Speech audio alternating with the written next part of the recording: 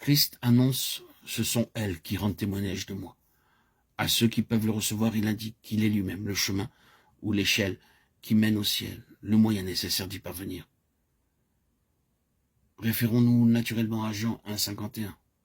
Lisons le verset 47. Jésus, voyant venir à lui, Nathanaël dit de lui, « Voici vraiment un Israélite dans lequel il n'y a point de fraude. » Voici un Israélite.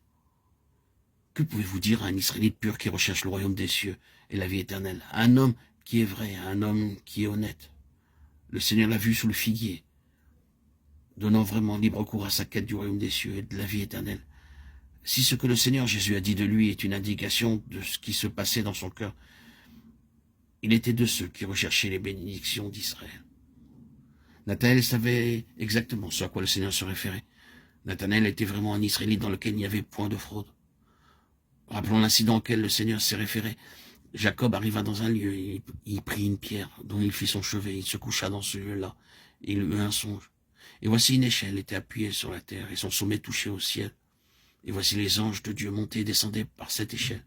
Et voici l'Éternel se tenait au-dessus d'elle, et il dit, « Je suis avec toi, je te garderai partout où tu iras. » Jacob s'éveilla de son sommeil, et il dit que ce lieu est redoutable. C'est ici la maison de Dieu, c'est ici la porte des cieux, Genèse 28, 10, 17. Bethel, la maison de Dieu.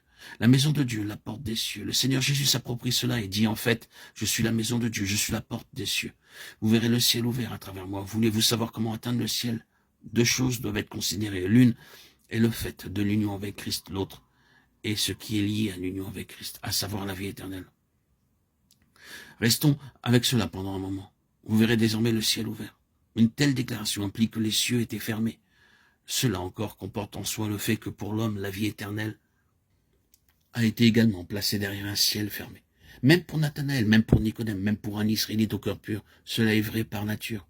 Leur désir ardent est pour un ciel ouvert, et ils se portent en avant vers le royaume des cieux. Mais il est fermé.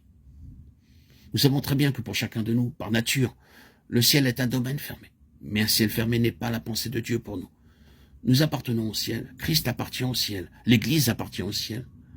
Cependant, le lieu même auquel nous appartenons nous est fermé. Le lieu avec lequel nous sommes liés dans les conseils et le dessein éternel de Dieu nous est fermé par nature. Cela a sa manifestation la plus terrible en ces moments de la croix, quand le Seigneur Jésus, se tenant à la place de l'homme dans son état de pécheur, s'est écrié « Mon Dieu, pourquoi m'as-tu abandonné ?» Le ciel m'est fermé. Le lieu auquel j'appartiens, mon ciel, ma maison m'est fermé. Je suis banni du ciel. Tel est l'état de l'homme par nature, exclu du ciel, du lieu pour lequel il a été fait, du lieu qui lui appartient dans le dessein de Dieu. Le Seigneur dit à Nathanaël, « Vous verrez désormais le ciel ouvert. » Il y a bien plus de signification dans l'expression que nous employons si souvent, un ciel ouvert, que nous n'avons reconnu. Qu'est-ce que jouir d'un ciel ouvert? C'est être chez soi, en communion avec le Seigneur, savoir une vie céleste, savoir toutes les ressources célestes à notre disposition.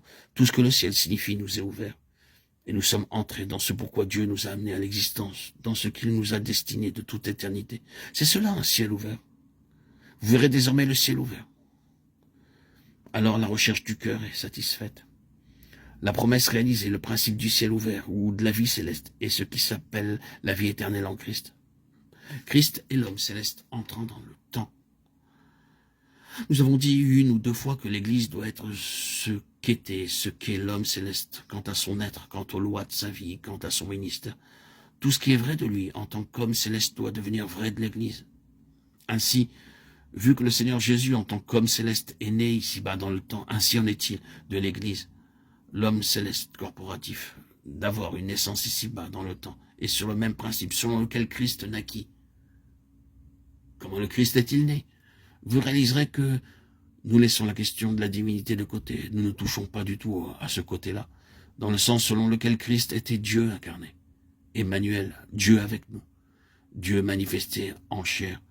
Ceci n'est pas vrai de nous comme membres de l'Église. Cela est compris.